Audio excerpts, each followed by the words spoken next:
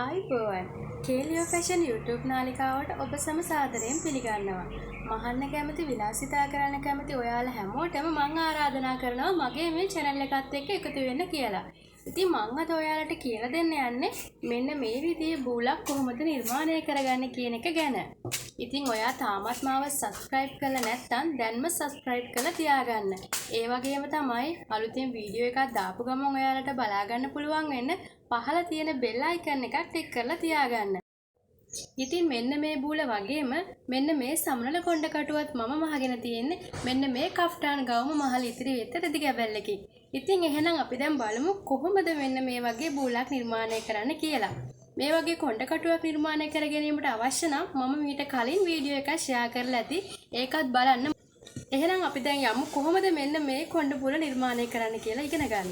මෙම කොණ්ඩ බූල් නිර්මාණය කිරීමේදී මම අමුද්‍රව්‍ය විදියට භාවිතා කරලා තියෙන්නේ ඇඳුම් මැසීමෙන් පසු ඉතිරි වන රෙදි කැපලි කොටස් කිහිපයක්. ඉතින් ඔයාගේ කැමැත්ත අනුව එකම වර්ණයේ රෙදි හෝ විවිධ වර්ණවල හැඩතල සහිත විවිධ ප්‍රමාණයේ රෙදි කැවිලි මේ සඳහා භාවිතා කරන්න පුළුවන්. අඟල් 2ක පමණ පළලකින් යුතු මෙවැනි බූලක් නිර්මාණය කිරීම සඳහා මූලිකවම ඔබ විසින් අඟල් 30ක් දිග හා අඟල් 4ක් පමණ පළල රෙදි කැබැල්ලක් කපා ගන්න ඕනේ.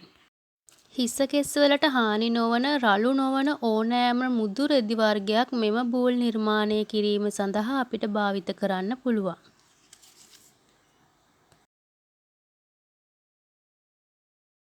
හොඳයි එහෙනම් අපි දැන් වීඩියෝ අනුසාරයෙන් මෙම බූල නිර්මාණය කරගන්නේ කොහොමද කියලා බලමු.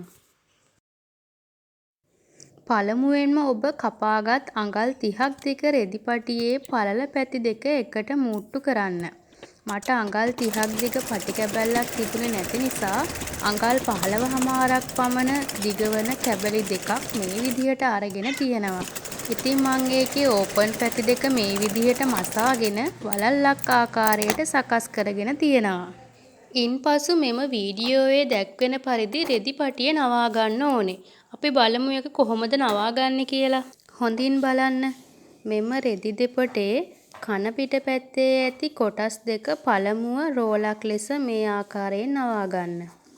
ඉන්පසු හොඳ පිට පැත්තේ ඇති රෙදි කැබලි දෙක එකට එකතු කරමින් කන පිට පැත්තට හරවාගෙන මෙන්න මේ ආකාරයෙන් මැසීම ආරම්භ කරන්න ඕනේ. ඇතුළත නැවුණු කොටස් හසු නොවන පරිදි දෙපසින් ඇති රෙදි දෙපට මසා ගන්න ඕනේ.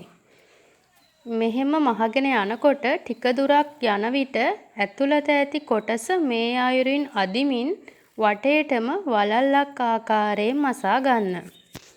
වටේටම මසා අවසානයේදී අඟලක පමණ කුඩා ප්‍රමාණයක් මේ ඉතිරි කර ගන්න. අපි එහෙම කොටසක් ඉතිරි කරගන්නේ කන පිට පැත්තේ ඉඳලා මැහුවම ඇතුළතින් ඇති හොඳ රෙදි කොටස එළියට ඇදලා ගන්න ඕන තමයි. ඉන්පසු අඟල් 6ක් හෝ 7ක් දිග ඉලාස්ටික් පටියක් ගෙන එහි දෙපසට මේ අයුරින් අයකටු දෙකක් ගසන්න. එක් අයකටුවකින් ඉලාස්ටික් එක ඇතුළු කරන තැනින් රඳවා ගැනීමටත් අනෙත් අයකටුව ඉලාස්ටික් එක අපි සාදාගත් වලල්ල මතින් මේ ආකාරයෙන් ගෙන යාමටත් අවශ්‍ය වෙනවා.